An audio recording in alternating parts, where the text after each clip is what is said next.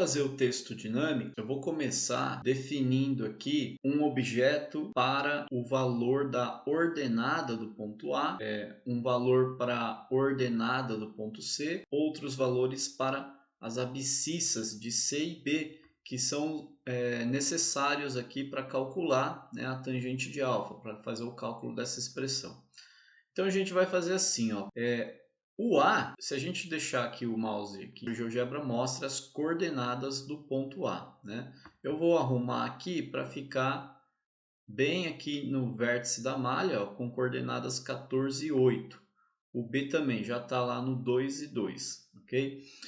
Bom, então qual é a ordenada do ponto A? É 8, o valor de y aqui, que é chamada ordenada, é 8. Como é que eu faço para extrair a ordenada de um ponto? No campo de entrada aqui, né? Na barra de entrada, a gente digita y, entre parênteses, o ponto que a gente quer extrair a segunda coordenada, ou seja, a ordenada do ponto. Então, y de A. Aí eu vou teclar Enter.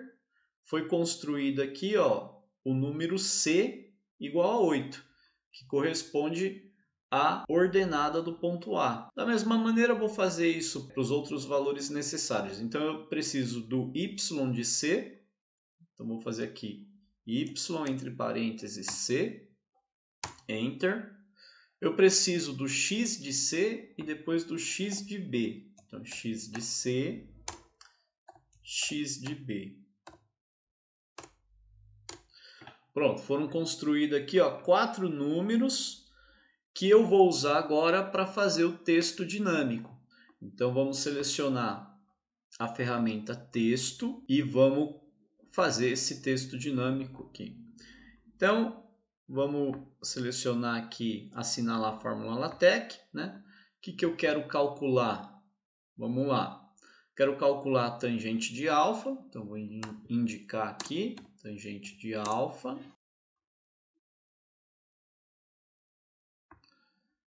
Igual, agora barra frase. O que vai ser o numerador dessa fração? Tem que ser o valor do y de A menos o y de B, né? Bom, o y de A é o número C que foi criado ali. Então, vou clicar aqui no C, ó. Olha lá, ele criou o número C aqui, só que esse C agora, ele tem o valor 8, certo? Então, na janela de visualização vai aparecer o valor do C, que neste caso agora é 8. Menos o quê? Menos o y de C, que é o número D. Clica aqui também. Pronto. Então, vai aparecer 8 menos 2. Dividido por x de C. O x de C é o número E. Eu posso também colocar o número E aqui da seguinte forma, ó. Nessa aba Objetos, eu vou escolher, vou selecionar o número E aqui, nessa caixa aqui, ó. Vai aparecer aqui o número E, menos o número K. Então, também posso selecionar aqui o número K.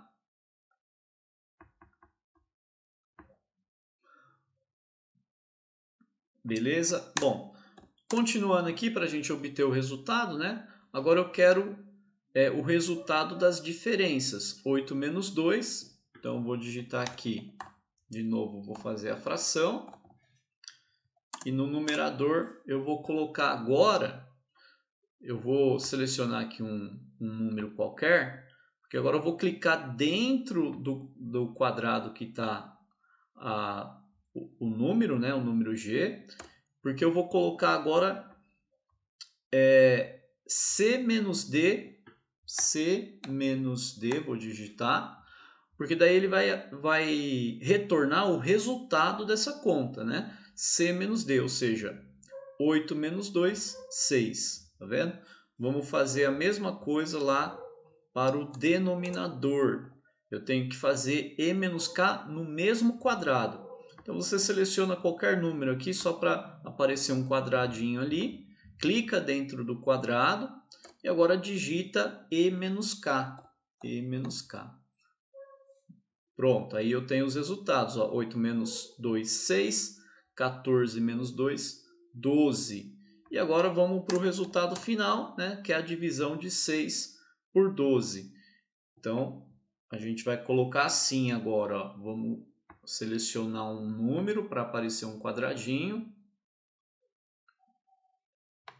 Deixa eu estender aqui só para ficar visível, né? E agora lá dentro do quadradinho eu vou colocar a seguinte expressão: C menos D, entre parênteses, barra, que é o sinal de divisão, entre parênteses, E menos K. Pronto. Agora nós temos aqui um texto dinâmico. Então esse texto aqui, né, o texto anterior é um texto estático, não vai se alterar. Agora aqui nós já temos um texto dinâmico, né? Então vamos lá, ó. Eu vou mudar o valor de A agora, ó. Voltar aqui para 6. Olha lá, ó. Esses valores foram atualizados, né? Tá vendo? Vamos continuar mexendo aqui, ó. Olha lá. As coordenadas dos pontos, né, foram atualizadas e a gente tem o resultado ali. O resultado se mantém igual ao meio, porque a inclinação da reta continua a mesma, né? Vou movimentar o ponto B, ó.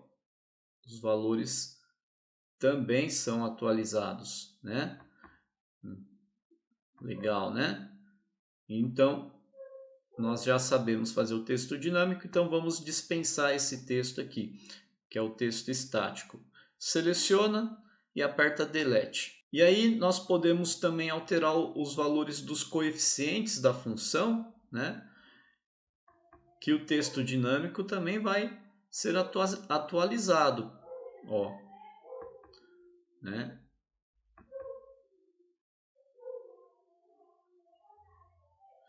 Agora, como saiu um pouco fora da visualização, eu vou selecionar aqui a ferramenta Reduzir e vamos reduzir um pouco essa imagem aqui, né? Aí a gente precisa organizar novamente os objetos, né, que estão aqui. Muito bem. Dessa forma, pessoal, a gente também pode mostrar aos estudantes, né, o que acontece se a gente mudar o valor do coeficiente linear da função afim. Para destacar, né, que a reta da função afim é esta reta em azul, eu posso colocar a função na cor azul também. Aí é interessante utilizar a ferramenta aqui, ó, de copiar estilo visual.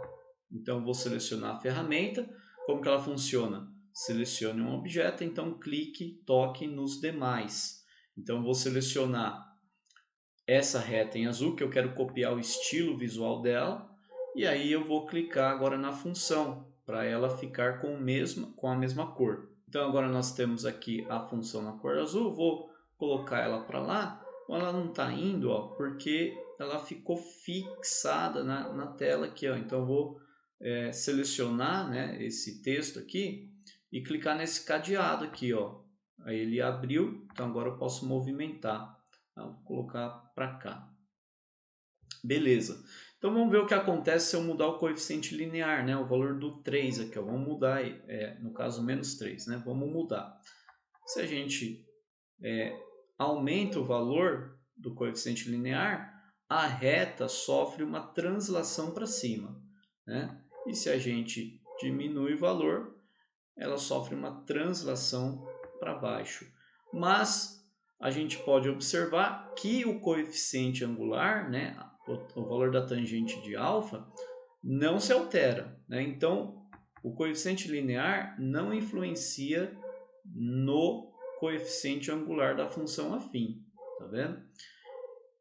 O mesmo vale se eu alterar o coeficiente angular da função afim, né? Ó, a inclinação da reta agora se altera, mas o coeficiente linear, né, continua menos 3,8. Então, os coeficientes não têm influência um no outro.